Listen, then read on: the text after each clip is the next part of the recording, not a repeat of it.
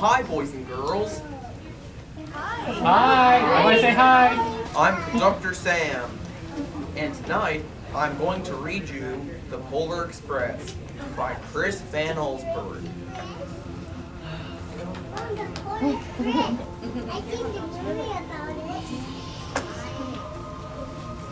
On Christmas Eve, many years ago, I lay quietly in my bed. I did not rustle the sheets. I breathed slowly and silently. I was listening for a sound a friend had told me I'd never hear. The ringing bells of Santa's sleigh. There is no Santa, my friend had insisted, but I knew he was wrong. Late that night, I did hear sounds, though not of ringing bells. From outside came the sounds of hissing steam and squeaking metal. I looked through my window and saw a train standing perfectly still in front of my house. It was wrapped in an apron of steam. Snowflakes fell lightly around it. A conductor stood at the open door of one of the cars. He took a large pocket watch from his vest, then looked up at my window. I put on my slippers and robe. I tiptoed downstairs and out the door. All aboard! The conductor cried out. I ran up to him. Well, he said, are you coming? Where? I asked. Why, to the North Pole, of course, was his answer. This is the Polar Express. I took his outstretched hand and he pulled me aboard. The train was filled with other children, all in their pajamas and nightgowns. We sang Christmas carols and ate candy with nougat centers as white as snow.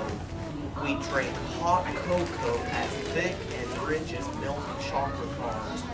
Outside, the lights of towns and villages flickered in the distance as the Polar Express raced northward. Soon there were no more lights to be seen. We traveled through cold, dark forests where lean wolves roamed and white-tailed rabbits hid from our train as it thundered through the quiet wilderness. We climbed mountains so high it seemed as if we would scrape the moon, but the Polar Express never slowed down. Faster and faster we ran along, rolling over peaks and through valleys like a car on a roller coaster.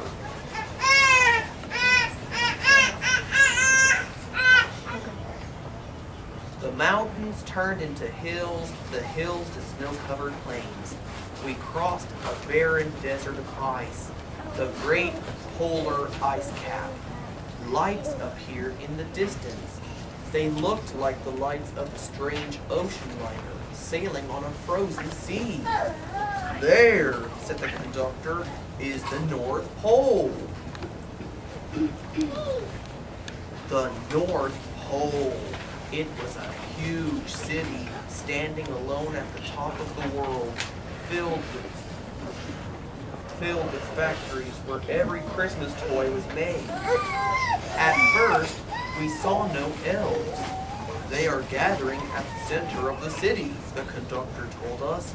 That is where Santa will give the first gift of Christmas. Who receives the first gift? We all asked. The conductor answered, he will choose one of you.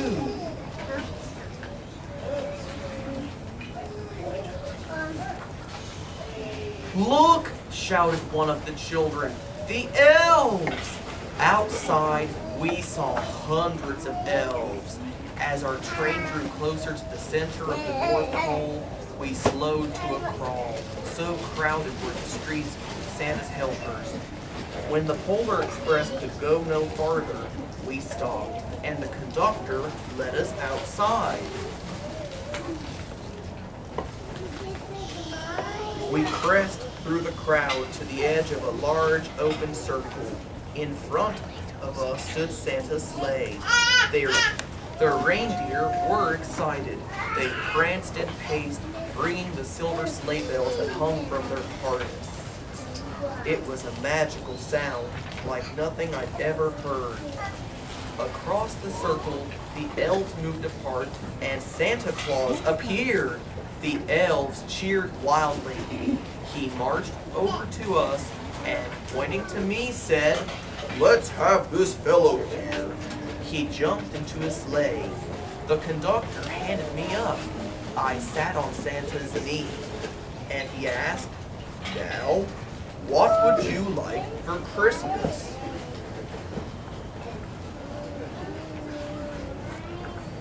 I knew that I could have any gift I could imagine, but the thing I wanted most for Christmas was not inside Santa's giant bag. What I wanted more than anything was one silver bell from Santa's sleigh. When I asked, Santa smiled. Then he gave me a hug and told an elf to cut a bell from a reindeer's harness. The elf tossed it up to Santa. He stood, holding the bell high above him, and called out, "The first gift of Christmas!"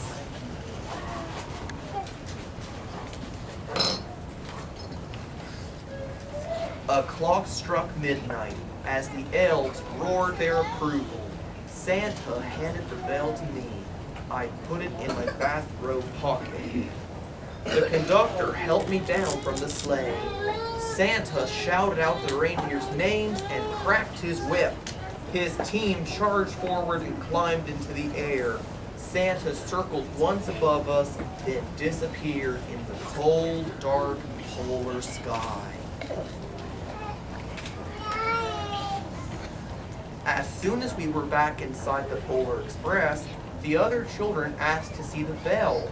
I reached into my pocket, but the only thing I felt was a hole.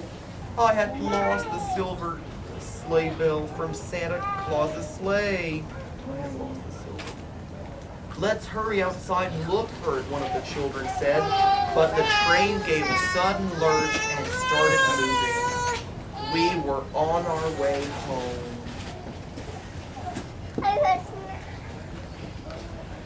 It broke my heart to lose the bell. When the train reached my house, I sadly left the other children. I stood at my doorway and waved goodbye. The conductor said something from the moving train, but I couldn't hear him. "What?" I yelled out. He cupped his hands around his mouth. "Merry Christmas!" he shouted. The Polar Express let out a loud blast from its whistle and sped away. On Christmas morning, my little sister Sarah and I opened our presents. When it looked as if everything had been unwrapped, Sarah found one last small box behind the tree. It had my name on it. Inside was the silver bell. There was a note. "Found this on the seat of my sleigh.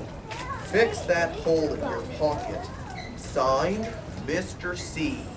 I shook the bell. It made the most beautiful sound my sister and I had ever heard. But my mother said, "Oh, that's too bad." "Yes," said my father, "it's broken. When I'd shaken the bell, my parents had not heard a sound." At one time, most of my friends could hear the bell, but as years passed, it fell silent for all of them. Even Sarah found one Christmas that she could no longer hear its sweet sound. Though I've grown old, the bell still rings for me, as it does for all who truly believe.